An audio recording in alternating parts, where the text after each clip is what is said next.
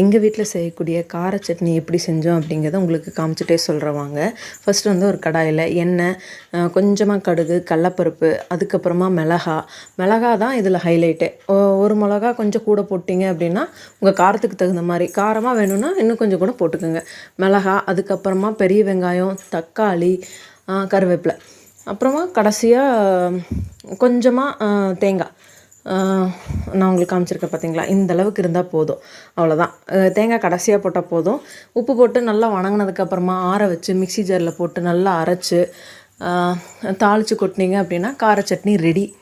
So இது வந்து பணியாரத்துக்காக நான் செஞ்சேன்.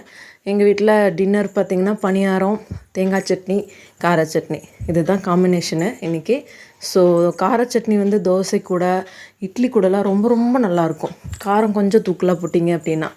ஸோ இது வந்து அவசரத்துக்கு கூட இந்த சட்னி ரொம்ப நல்லாயிருக்குங்க. அவசர அவசரமாக செய்கிறோன்னாலும் அப்படி அப்படியே சட்டுன்னு அரிஞ்சு போட்டு நல்லா வணக்கி அரைச்சி எடுத்தோன்னா ரெடி ஆயிரும். அவ்வளோதான்.